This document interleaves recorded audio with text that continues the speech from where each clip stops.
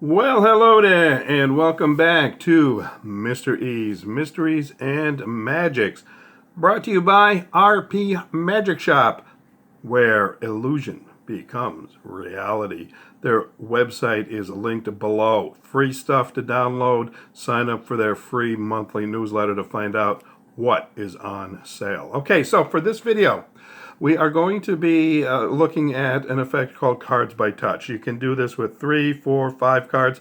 5 probably optimum, but 6 or 7 works as well. After that, maybe it gets a little bit clumsy, but we're going to do 3 for the sake of brevity. And the first thing you do when you are about to perform this effect is you take the deck out in its tuck case, and in front of your spectators you actually pull the deck out of the box and get ready to perform. Now, this particular little detail of taking it out of the tuck case in front of the spectators is kind of important. There's a reason for it, and I will explain that in the tutorial in a few days. After that, you then tell them that they can cut the cards as often as they like. It can be one time, it can be a million times. Doesn't matter as long as they're just standard ordinary cuts. At this point, you're going to tell however many spectators or customers, the civilians, to take a card off the top. Again, this time we're just using 3, so each person will get a card off the top like this. And at this point, you are going to turn your back. And I'm simulating that by putting the cards underneath the table. I'm not going to look at all at the cards that the spectators are going to have. That's going to happen while your back is turned, and you're going to tell them to go ahead and show all their friends the cards that they have. Make sure that they show them to the people that also have cards. So I've got my eyes closed, I've got my back turned, and these are the cards that my spectators here have chosen in this particular effect for this time. Okay, got that one. I hope, did I leave that up long enough? There you go.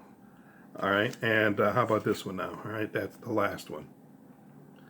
Okay, so once you've done that and you've talked to them about making sure everybody sees it and they say they're all set, you can now turn back around, you bring the deck back out, and you say to them, okay, please put the cards anywhere back in the deck that you want, which they will do, free choice, they can put it anywhere. In they go. And now, this next part is optional, but I like to do it sometimes. In fact, I usually do it. But you're going to tell them that you are going to memorize the entire deck of cards in a matter of seconds. And the reason you're able to do this is because you spent many years training your mind to do so with Tibetan monks up in the hills and mountains of God knows where Tibet is, eating curried yak stew for 11 years or some foolishness like that. But anyway, you tell them you're memorizing the cards, and sure, you go through the cards quickly, just like this, and you memorize them, or at least you pretend you are.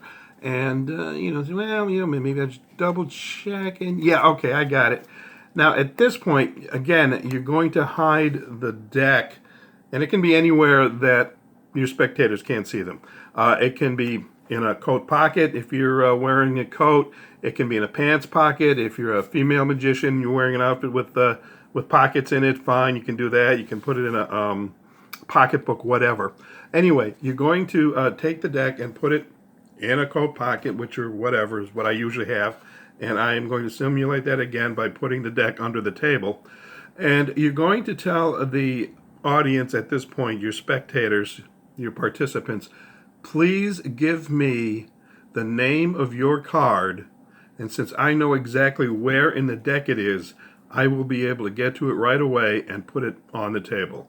So the first person will say, okay, my card was the 8 of hearts. And the second person will say, my card was the 8 of clubs. And the third person will say, well, my card was the 6 of spades. And there you go. Now, of course, and then you finish up with however many spectators you have participating in your effect.